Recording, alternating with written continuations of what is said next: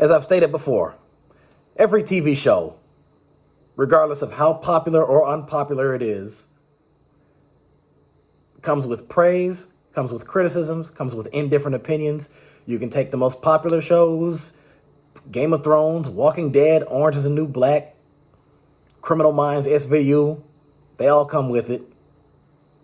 You can take some unpopular shows or shows that hardly anybody knows about, Eye Candy or One of Us is Lying or The Endgame.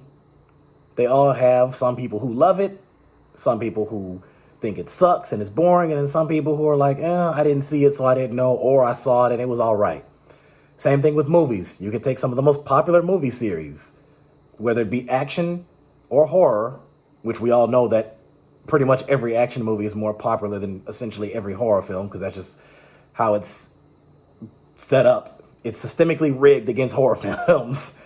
You can take Fast and Furious. You can take Mission Impossible. You can take Taken. You can take the Avengers movies. They all have praise, criticism. Although I will say the Avengers is kind of a tough one, because that's nearly every person in the universe pays to go see the Avengers. I mean, that's so far I haven't come across anybody who says that they don't like it. Although there's some people who, like myself, who thinks that it's pretty good. It's okay. It's not something I would say I'm most excited to go see, but I mean, I like it. I will watch it. And you can take some unpopular movie series or series that are much less relatively popular compared to, I mean, you got your basic slasher films that I talk about all the time. Your Jason, your Freddy, your Halloween, your Scream, your Chucky, Annabelle, Insidious, whatever. They all come with it.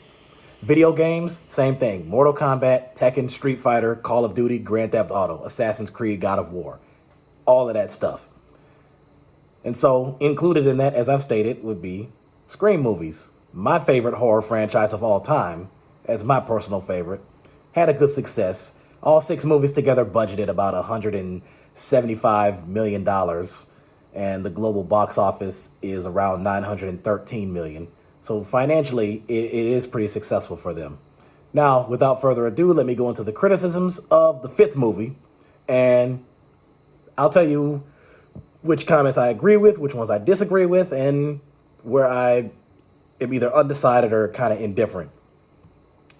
This person here says, I have to start by saying that Scream isn't my favorite horror franchise. The 4th and 1st movies were the better ones in my opinion. I thought the 2nd movie was boring. I disagree with that. I thought it was amazing, 10 out of 10.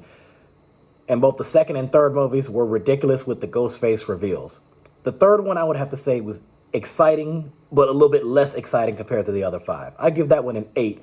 The other ones get at least a 9, 9.5, or 10. I don't think that the Ghostface reveals in the 2nd and 3rd movies were ridiculous. I actually thought that one of them in the 2nd one was totally unpredictable.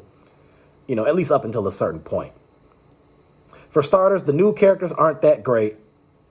I'm sorry, the 5th movie seemed promising based on the trailers, but it just didn't do it for me. For starters, the new characters aren't that great. They're not the stereotypical high school students that grown adults would write them to be, yet they're not as likable or memorable as Sydney's group of friends from Scream 1.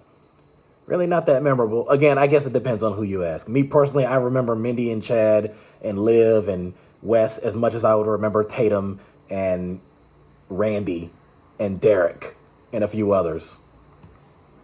Out of the new characters, Tara is definitely the best with her performance. It's such a shame that she doesn't take the lead most of the time. Instead, her sister Sam takes most of the spotlight. No hate to the actress, but I really think they miscast Melissa, as her acting was so monotone and flat all throughout. If they had done retakes, better direction from her, then I'd like both her and her character much better. Again, this is another thing that makes me think that her sister Tara should have been the main protagonist, as it would have also mirrored Scream 1 with the close friend group. Sam is a few years older than Tara, so she barely has any interaction with Tara's friends. Okay, in the 5th movie, in this particular one, I can kind of give you that, kind of. But at the same time, we also have to remember, as Dewey stated, that one of the rules of surviving a stab movie, which they were really saying to survive a Scream movie or like any type of slasher horror movie in general, is that the killer's first victim, who in this case was Tara, has a friend group that the killer is a part of. So Sam, being the main character of Scream 5, her sister was the first victim of that movie. That first victim has her friends. So like Mindy and Chad and Liv and Wes, they're close with, and Amber, they're close with Tara. And also, that's actually not that far apart from I would say the first movie, because think about it. And even the second movie. So the first movie, who was the first victim? The first victim was Casey Becker, played by Drew Barrymore. And even though I'm a huge Scream fan, I don't remember like the exact verbatim from start to finish. I don't remember it being stated in there that Casey was a close friend of like Sydney and Tatum. And then also the other first victim was Casey's boyfriend, Steve Orth. So I can kind of give that person that one, but I halfway agree with that one.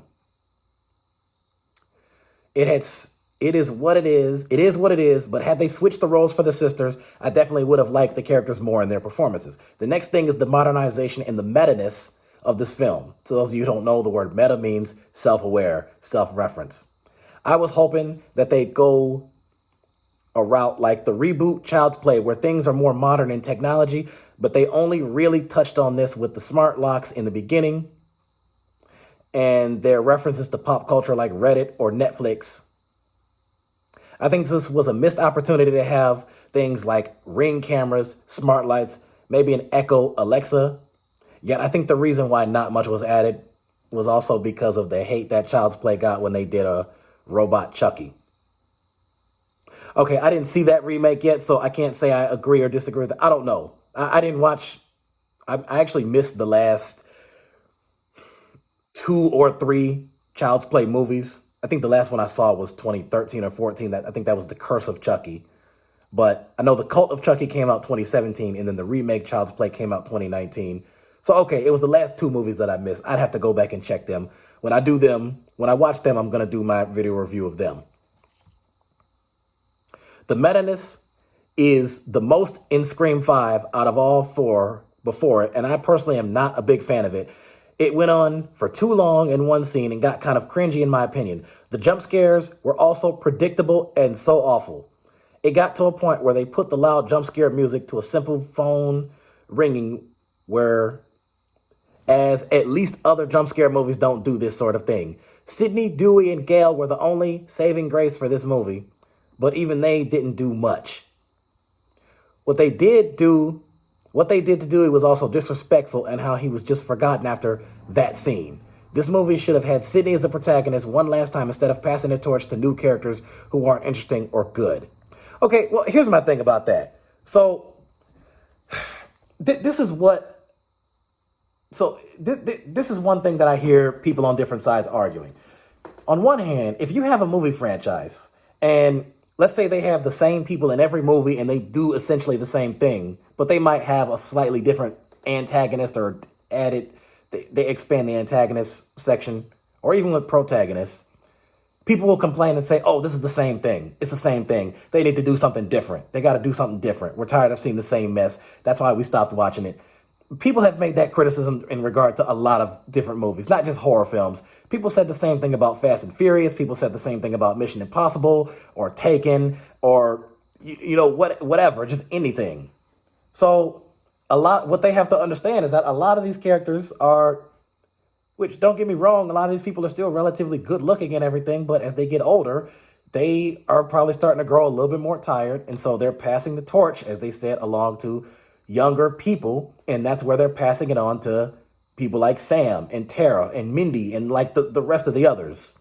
So, I mean, listen, I'm a Scream fan for life. Okay, I don't care how many Scream movies they do. I'm going to keep watching them. So they can do 15, 20, 25, 30, 35 movies. I'll be right there in the theater to see it. Okay, when Scream 97 comes out, I'll be I'll be 98 years old in a wheelchair and a cane and rushing into the theater and pushing all the young folks out the way and saying, move, I'm about to see Scream.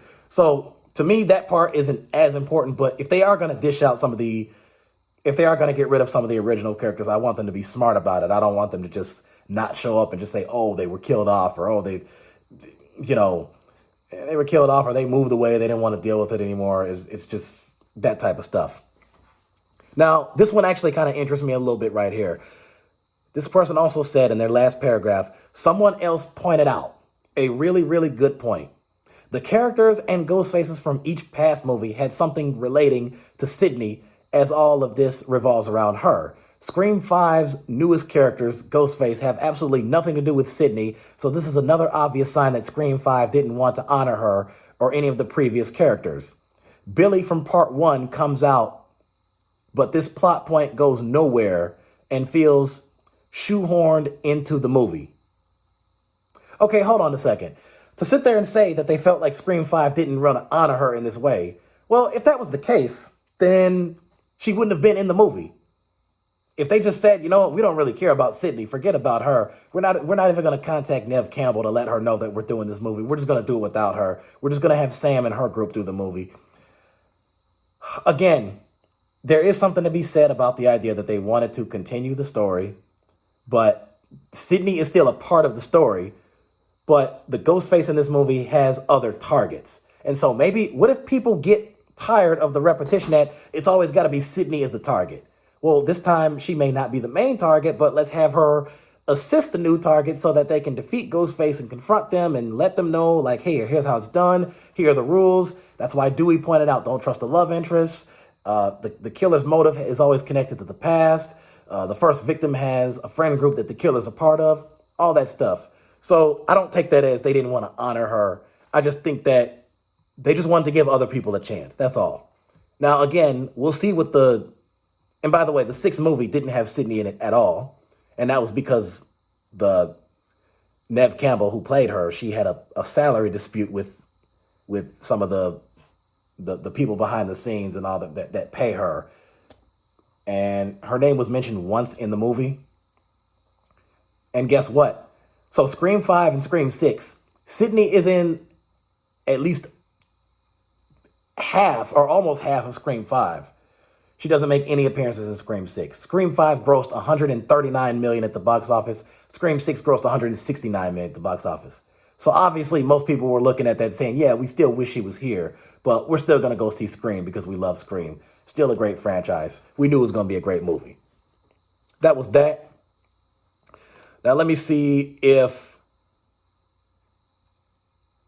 So I just finished watching this literally 10 minutes ago. First drive-in movie, which was exciting, especially since Scream was my all-time favorite horror movie. But must say, sadly, I was very disappointed in this film. For starters, I didn't find this one scary enough. It lacked badly in that area. Some scenes were a little too far-fetched, which I think the directing definitely could have been better. Also not happy with certain deaths. I think they never gave us enough time to get to know some of the new cast, which made it hard to get attached to the newcomers. Okay, kind of agree with that, kind of. So I would say especially Liv and Wes. And I would kind of say Amber and Richie, but then again, they turned out to be the killers. So, I mean, once somebody's revealed to be the killer, I mean, you know they're going to die from that point. I mean, once it's revealed in the third act, oh, that person's the killer, they're going to die. It's over. So, I mean, with that point, I can kind of see that, but let's see. I've always been relieved and glad to see Dewey, Sydney, and Gale. The original three from the first movie survive. They survived every film that Wes Craven had done, which to me just seemed like it was something that Wes should have wanted to keep going if he were to make any more. Those three are the strength and heart of the movie. I didn't want to lose any of those three characters. Even just to lose one of these original characters is a sad letdown. And if we were to lose any, they'd have to just lose one of these original characters. Wait, hold up, what? Okay, did they repeat that? Okay, let's try that again. If we were to lose any, they'd have to have a good death. Okay, I skipped that one. I don't know why that was. Have a good death and a death scene that was worth it. Disappointed with so many parts of this movie. The flashbacks and connections to the original Scream 1 was the only good thing in my opinion, which again could have been done better though. I plan to rewatch this again once it comes out to see if I can connect with it better. Since it was seen at a drive-in, I feel like it might be scariest to see at home with the volume louder. But yeah, not happy with this. And I really don't think Wes would have been either. Just my opinion. I absolutely love Scream in the trilogies, but ranking them, I'd put Scream 1 and 2 is number 1. Scream 3 and 4 both next. And then this one last. I was overexcited to see this film only to walk away disappointed, but I'll always be a Scream fan. Okay, glad you're still a Scream fan. Now, I'm looking for the comment that talked about who the Ghostface was and why it didn't make any sense that that person turned out to be a killer. Hold up a second. Let me see this right here. Husband, point is, really hope the creators are looking more city progress. Nope, not that one.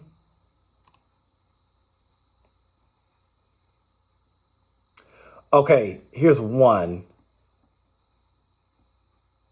This person here says, all you need to make a decent movie is some common sense from the directors and writers. Actors get bashed, but they are only saying and doing what others tell them. It's the little things that you have to look and think, how would this play in the real world? For instance, hospitals are never empty and they do not turn the lights off and close. Okay, now that part is true. I will give you that one. I agree with that. I actually noticed that one in the fourth film. So in the fourth film, by the time they got to the third act, Jill and Sydney were in the hospital. And as Jill was getting ready to sneak out of her room, she's putting her head out the door to see if anybody's watching. And then the lights are turned off, the hallways are dark, and you see one nurse walk by. And that wasn't something I noticed at first, but I've seen that movie and all the Scream movies so many times. I've seen each movie at least a few thousand times, kind of throwing a number out there, just at least a few thousand times. And by the time I was watching it, by the 2,000th or 3,000th time, I was looking at that like, you know what? That doesn't make any sense. Why is a hospital room dark? That wouldn't happen. So I agree with that one. I'll give you that one. That's where the movie was lost for me. Police chief stabbed in broad daylight in her front yard by a killer in completely black costume. Okay, that part I will also agree with you on. So Judy Hicks had she's a police officer, and when she pulled up to the side of her house, she left the car on. I think the sirens were still going. She ran out towards her door. Ghostface comes out from the bushes, stabs her repeatedly until she dies. She's screaming. And this is broad daylight at like 2 or 3 in the afternoon, and nobody sees or hears this. Okay, that part I felt like they could have done that part a little bit better. That's why I say this movie doesn't get a perfect 10 for me. It gets a 9. But again, Scream fan for life. You could not attract more attention for the neighbors with her flying into the neighborhood with lights flashing. I guess everyone who lives there works at the hospital that is now open again during the day. What's the point of explaining the rules when no one follows them? Dewey, my man, after everything you have been through and you stand up and turn your back on the killer. I would have stood up and emptied the gun like you would in real life. And finally, I knew there would be 2 killers, but really, it's like number 1 is like a foot shorter than the other. So for those of you at home that haven't thought about this, it was that little high school girl that fought Dewey. That person is referring to Amber. The one that got shot point blank like 3 times in the chest. Even with a vest, grown men would have broken ribs. I'm trying to make that out. Even with a vest, grown men. Okay, I got that. I'm looking at that as grown men would have broken ribs, like saying like they would have broken, but this is actually saying they would have broken ribs. Okay, I'm sorry. That slow moment right there. And as far as some reviews roasting the movie, no pun intended, over her catching fire at the end, she did have a bottle of liquor smashed over her head. As another reviewer pointed out, you would catch fire easily, although it wouldn't matter because smashing a liquor bottle over your head would at least knock you out or kill you. Another little thing, I knew the boyfriend was one from the start, but I was wrong on the second. I thought the second was going to be Dewey to get Gail back, or the mysterious mom that can't seem to leave work overseas to help her daughters who are being terrorized by a serial killer. Come to think of it, wasn't the killer in the second movie a mom? So, sequel? Okay, let me respond to that. So here's how I want to break that one down. Here's what I want to say to that. I don't know anybody who thought that Dewey was going to be a killer. Okay, as many times as he and Sidney and Gail have dealt with Ghostface in the past, there's no way that he was going to be a killer. No way. That just wasn't going to happen. So that's something that didn't even cross my mind until I just read this. I never thought of that. So that wasn't going to happen. As far as the part about, what did they say? The mysterious mom that can't seem to leave her work overseas to help her daughters being terrorized by Ghostface Killer. Okay, here's the thing about that. They said that the killer in the second movie was a mom. Yes, and so here's the difference in those two things. Number one, the killer in the second movie, the main killer, was Nancy Loomis, who lied about her name, by the way. She said her name was Debbie Salt, but she did that as a cover-up, which was a smart move on her part. And the reason why she became a killer in the second movie is because her son, Billy, was killed in the first movie by Sidney and Gail. So she became a killer and started killing those around Sidney and Gail as an act of revenge. So she wanted, it's basically like typical old-fashioned revenge, as she stated in there. This is just typical classic old-fashioned revenge. You killed my son, so now I'm here to kill you. Well, the mother that they're referring to in this comment right here, they're talking about Christina Carpenter, who is the unseen mother of Sam and Tara. But who would she be coming back to Woodsboro to kill? That would have no, what does she have to do with Sidney or Gail? Okay, or what does she have to do with anybody that's around Tara? That part, they would have to make up an entirely new storyline for something like that to be possible. So I guess that somewhat would maybe make more sense compared to Dewey. But if Christina was going to be a killer, there's articles that detail how they think that she could be a killer by the 7th or 8th or 9th film or whatever. But that's a different story for a different video. Let me see. Hold on.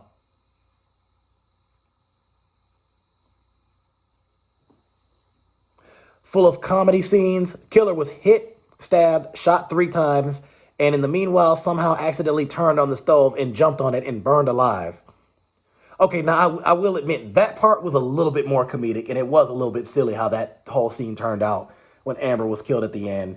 She was shot in the chest 3 times, and she landed on the stove, accidentally turned it on, set her on fire, seemingly burned to death. Then, about 10 minutes later, it reveals that she's still alive, comes out the kitchen, half her face is burnt up, she's got a butcher knife in a final attempt to kill Sam, Sidney, and Gail. And then she's finally shot to death by Tara, who shoots her one time in the head. As they always stated, they always come back. In order to assure that they're dead, you have to shoot them in the head. That's just how it works. They did that with Billy. They did that with Nancy. They did it with Roman. And they did it with Amber and Richie. And then in the 6th film, they did it with Quinn. And then Wayne got stabbed in the eye. He died from that. And then the same TV that killed Stu Macher is the TV that killed Ethan. So, let me look for, there was one of them that I thought was interesting. Come on. Matthew Lillard under the goofy, but maybe next time. Okay, Matthew Lillard was not going to be in this movie. That wasn't going to happen.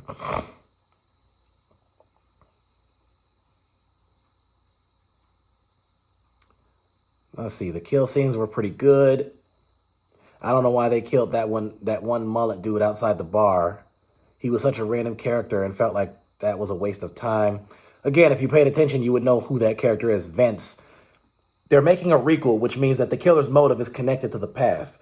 Vince is the nephew of Stu Macher. Stu Macher was one of the original killers. That's why they killed him. Now, I can't seem to find the comment that I read before, and I should have done this video earlier. There was basically something in here that implied, or they basically said that it didn't make sense that Amber was one of the killers, because Amber is like, what, 5 feet tall, maybe 5'2" at most. And here she is overpowering Dewey when they were in the hospital. And then she got shot in the chest 3 times and crashed against the glass on the wall, fell, survived, got up, and still managed to kill Dewey by stabbing him in the abdomen and in the chest and in the back. It's like, how can a girl this small manage to kill a big dude, average sized dude? You know what? Here's my response to that. I can somewhat agree with that one as well, because I think that it should have been somebody other than Amber, or if they were going to do that, they should have, because here's what they did. With the Scream movies, and here's what I learned recently. I literally didn't learn this till after I saw the sixth film. I should have picked it up by the 5th film, but I didn't know this till after the 6th. And they actually have stuntmen. They have stunt people that do this. And when I was at the last horror film convention, when I was at Motor City Nightmares back in July, I actually met one of the stunt people who did Scream who did Ghostface for the 6th movie. And he was explaining that the reason why they have stunt people that do that is because, well, they don't want to risk any of the cast members and them people getting hurt or whatnot. Not that they were really doing much things in that movie that would have pertained to them being hurt. I mean, they were up the entire time, and most of it, they were just, stabbing people and slashing and pushing and whatnot. The killer in that movie looked like he was 6 feet tall, whereas Amber is like 5'2". So if they were they should have had the stunt person.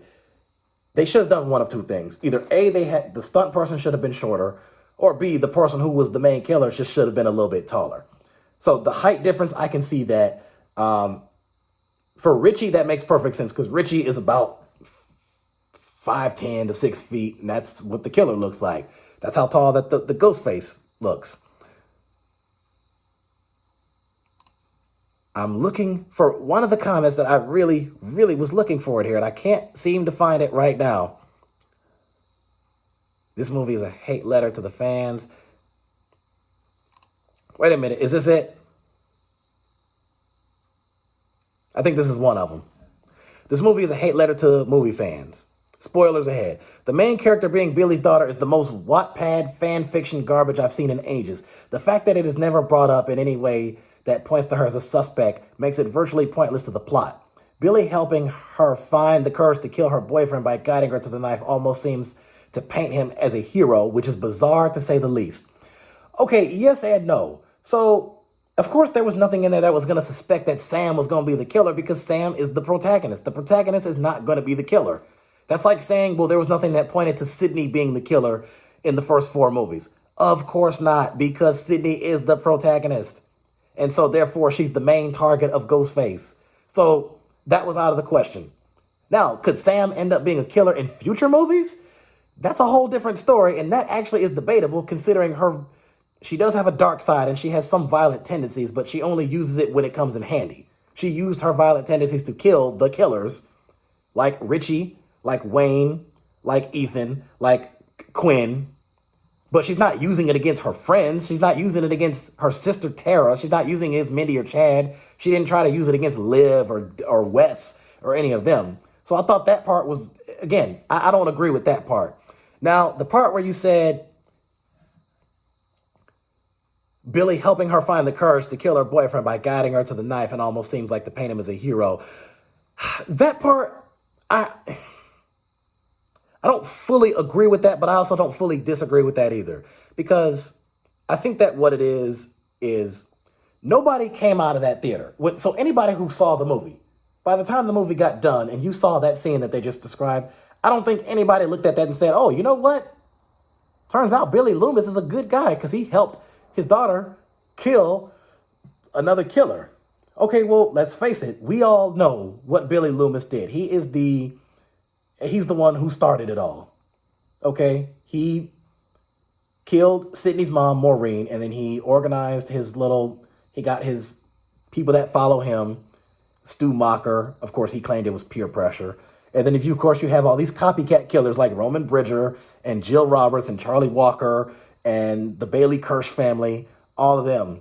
So I think that was used as a way to advance the plot so that Sam would have something to kill Richie with. That's just my guess. But again, all this stuff, I mean, this is all debate and speculation. Anybody who wants to know the exact answers or you want to know what it's really about, the best source to go to is the people who put the movie together, the directors, producers, all of them. They know better than all of us. So, here's the thing. The constant reference to Gen Z, the main character having a home control security system, and the constant meta commentary would completely rip the audience out of any semblance of immersion with a ferocity that any slasher villain would envy. More offensive than any of that, however, is the two separate monologues in this film about how fans are egregious monsters who are impossible to impress. The way this film approaches criticism from fans is fans will call any reboot or sequel terrible. So we're going to unapologetically make a movie vilifying them and laugh if they criticize it. When instead the proper way to honor West would have been to say fans will call any reboot or sequel terrible. So we're going to make the best, most original movie we can and take mega fan criticism with a grain of salt. Truly a slap in the face of cinema fans. Okay, hold on a second. I've already stated this before, and I've said this earlier in this video. I think I said it in my last video. I've said this over a few videos. The part about where they say fans will call any reboot or sequel terrible, so we're going to unapologetically make a movie vilifying them. First of all, a lot of times fans are hard to impress. That's just a fact. Now, the people who are the hardcore Scream fans, people really, really hardcore, like myself, like my friends, others, we're going to watch these movies regardless. Okay? They have some stuff in it that, to me, is not like the most favorable, or there's things that I would have done better, but it's still, you could say this about any movie or any show. I've said this before. Think about this. My favorite action movie series, Fast and Furious. After the first two movies, I had people say, well, how many more of these are they going to make? Because it's the same stuff. They're just racing. It's just cars going fast and vroom, vroom, vroom. But then the people on the other side who continued to watch the movies, they had a reason to complain about the later movies because they were saying, oh, it got too unrealistic. Oh, because the cars started going on top of buildings and they were going through the buildings and they were dragging the vault through the highway and cars were flipping up and down, upside down and doing impossible things. You had the two girls fighting in the elevator and she shot the thing and it just didn't go. So, I mean, people will complain about anything. Oh, they went to outer space. Now, that part I think was silly. It was funny. It was silly. That Ludacris and Tyrese went to outer space. But the point is, no matter where they took it, it was going to be, you had people say, oh, it's the same stuff. We're bored of it. You got to do something different. And now guess what Fast and Furious did? You look at Fast 1 versus Fast X. They look like two totally separate films. Same actors and actresses, except for Paul Walker, rest in peace to him. But everybody else, oh, we don't like this because they're doing too much. This stuff is too unrealistic. I'm sorry, but the people who are saying that fans will, it's impossible to please, that's what they're saying. It's like they don't know what to do. If you make things the same for 5 or 6 movies, it gets boring and redundant. But then when you do something different, oh, it's not the same. It's not what it was originally. What do you do? What do you do in a situation like that? And so they're saying, where was it at? Who are impossible to impress. I'm sorry. I don't take that as mocking the fans or purposely disrespecting them and just saying, oh, we don't care about what you think. If that was the case, then they just would stop making the movies. And my message to the people who are offended by that message, well, then listen, nobody's forcing you to watch the movie. You don't have to watch it. If you think that it's a slap in the face, then okay, then don't watch it then. That's just fine. Not every movie is made to entertain everybody. And the same thing with shows, games, music, books, anything else, sports, anything. Not everybody, there's no one thing that's going to please every single person. Let me see if this is, because I enjoy watching them have to, let me see if this is it. Ghostface against something hard, they're able to back up, no problem, head counter. Okay, here's one. This person here says, I don't review movies often, simply because even if they aren't that great, I enjoy watching them. This entire movie, my boyfriend and I had to fight the urge to leave the theater. I think the only reason we didn't leave is because we paid $18 each for a ticket. Yeah, if you pay that much money for a ticket, you better get your money's worth.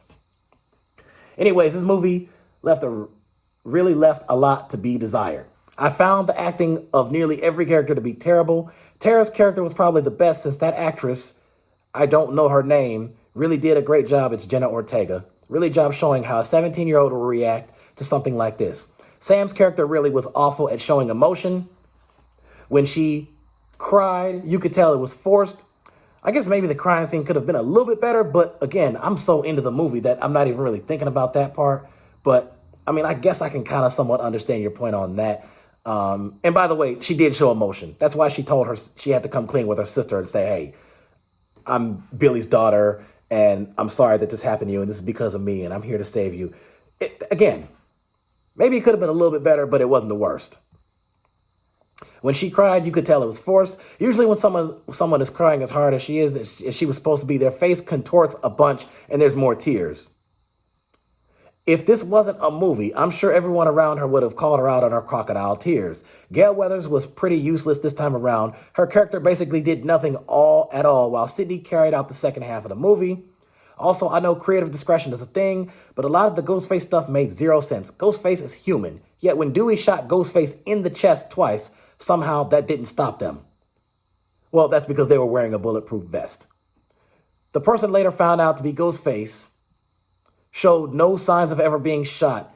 And while Ghostface is constantly portrayed as being rather tall, the person who was behind the mask just wasn't. The only rational explanation I could come up with is that they had a bulletproof vest on, as I said, and the camera angles made up for the height difference. It wasn't just the camera angles, it was who the killer was in the movie versus the stunt person. That was what made the difference. But that really doesn't explain the numerous times someone knocks Ghostface against something hard and they're able to get back up, no problem, and later showed no signs of having their head bashed against a counter or against a chair. This movie was nowhere near what I expected, and the only half-decent part I liked was the ending. The ending paid homage to the whole Scream franchise, which was a nice touch. Okay, well, this video's gone on long enough, and I'm going to stop right there. So, there's a number of things that, and again, this is no disrespect to anybody who didn't like the movie. I mean, we all are human beings. We all enjoy our entertainment. We all have our opinions of what shows and movies we watch, you know, the music you listen to, the games that you play, or people you vote for, all that stuff. Everybody has different opinions on that stuff. Overall, I thought this movie was 9 out of 10. I respect all of the comments and the criticisms and the reviews that come with this movie from a 1-star to a 5-star, as I do with any show or movie that I watch. I think the takeaway from this is, at the end of the day, no matter how great or awful the movie is going to be, it's not going to be 100% bad. It's not going to be 100% good. Except Scream 4, in my opinion, it was 100% good. So that's in my humble opinion. So as I said, if you haven't seen Scream 5, check it out. It's available to watch on Paramount Plus.